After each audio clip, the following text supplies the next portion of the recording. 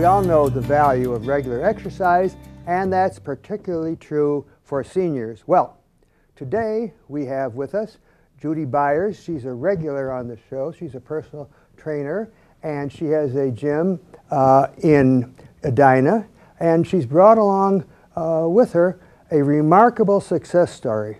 Judy, I'm delighted you're here. Please introduce our guest. It's so great to be back.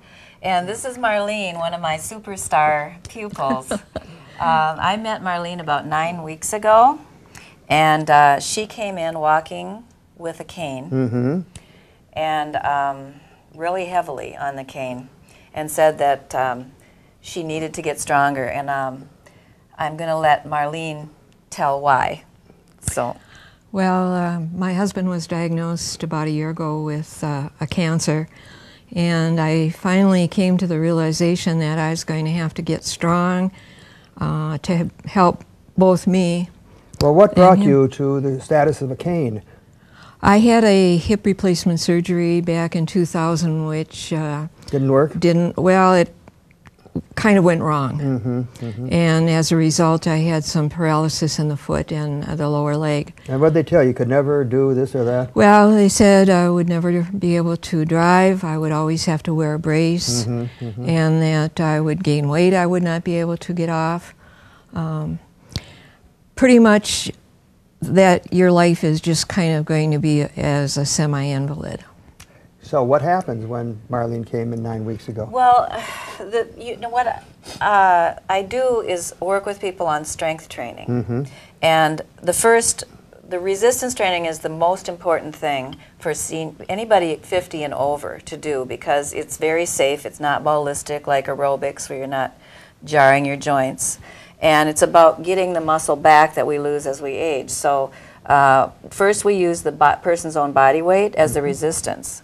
And the most important thing for anybody who has ever had a surgery or an injury and has finally been released from what little physical rehab that they've been allowed by their insurance, they need to start strength training then and moving in a way it doesn't you're talking hurt. about like curls and so on. Right. That's so what I do with Marlene, with the hip, she was really dependent on that cane. And what really shocked me when she told me the second lesson in that she hadn't driven a car since 2000. What was the first thing you asked her to do then? The first thing I had her do was sit in a chair, and I had her take her right leg and pull the knee up and push forward, and she had no problem with that. And I said, so why aren't you driving?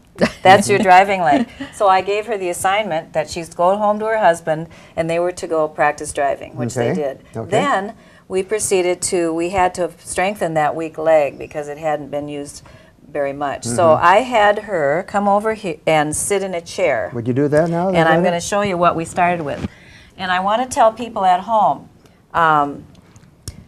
just moving any injured area needs to be moved, not in a way that hurts. If you move and it hurts, then that's not the movement you want to do. You want to find a way to move that injured area, but not have it hurting. Just and that will make it stronger. And that needs to be repeated. So with Marlene, I had her sit on the edge of the chair and put her feet in front of her, so the weight's on her heel. And then I had her stand up out of the chair. And then I had her, without sitting all the way down, do squats, aiming for the chair with her buns and pushing up off her heel. Now, a lot of times you'll hear people say, okay, never do squats if you have knee injuries or hip injuries, but we're doing squats all day. You know, we sit down in chairs, we get in and out of cars. So to do a squat right, that's how we started with Marlene. And initially, she would go way off to one side because of that weak leg. So we worked on her learning to consciously push off the weak leg to strengthen it. So her assignment was to go home, and she had to have a chair under her because she'd collapse into the chair initially, and do 4 sets of 15 of squats. Then we took a dumbbell. These are dumbbells, and a lot of people know what these are.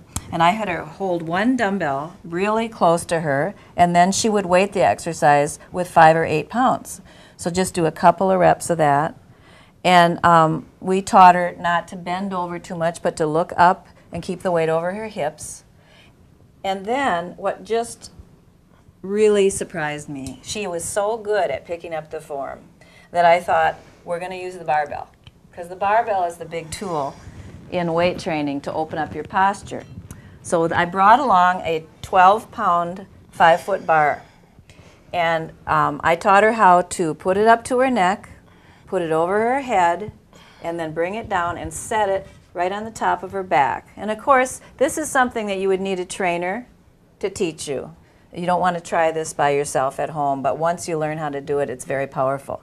And now, Marlene, go ahead and do a few reps. So this is basically a very good, squat. Marlene. Isn't that beautiful? 9 She weeks does later, here you are. Excellent form. Coming in on a cane, and here you are. So after, now that is the leg work she did. And then you can take that up over. Then that's a 12-pound, very good. 12 pounds. She actually does it with 25 pounds now. I Excellent. didn't want to bring the weights along. Sure. I'll show you one shoulder exercise we did. She's going to flip that bar up to her neck and do an overhead. It's called a military press. Military press, sure. And it's for opening up the upper chest and for getting the cap of the shoulder. That's a basic exercise. It's a isn't it? very aggressive exercise. She was great at this. So because the upper body is very important to strengthen too. Good. And then I'm going to show you one more thing, Marlene. We'll show them the barbell curl. So if you drop it down in front, turn your palms up. You know, this is what people think of about weight training, Sure, the curls for the bicep. So it's good for everybody. And every woman I've ever met wants to be able to wear their sleeveless shirt. So this helps So, on the... so Marlene came in and we got rid of the cane totally. I finally said, don't even come in the building with the cane. So she's not using it anymore. But then she's gone down 12 pounds in 8 weeks. Wow. And the That's goal remarkable. is Well, to... now you have one more exercise, that's where you sit down and sort of practice like you're driving, is that it? Well, you know, that was initially, here, just on the edge of the chair there. Initially, what we start very gently with people, and when we know the issue, then we work, how can we work around that? So just show them what you did. You just would... So that enables you to drive then, doesn't it, if you can do that? She had to do reps, like she'd pick her knee up, push forward, pull it back, put it down. And that's just reps that you do. That's remarkable. The important thing you want to make is that, you told me the other day, really don't quit. We have to do something, don't you? Just don't accept the verdict. Don't accept the verdict. Actually, we don't have the luxury of 30 and 40-year-old people that they don't have to work out. At 50 or 60 or 70, we have to train as athletes to keep our strength because this is our body and it's our only way of being in the world. And the quality of life. So here, after 6 years of thinking she'd never drive again, always have to be with a cane and never be able to lose weight, just blew me away that in 8 weeks she was doing all of those things. And that's very inspiring, really. And you'll keep on doing this. You'll keep doing more exercises with Judy, yes, right? I will. And her husband Andy has come in now, and he's training too because they found that it helps if you're going through chemo or cancer treatment. It really helps your immune system to do some weight training, strength training, and build that muscle back up. Thank you very much for coming You're in, Marlene. welcome. Judy, I always appreciate your coming in. Always most interesting and helpful. It's fun to Talking be to here. Judy and Marlene. Judy being with Power Source and Edina.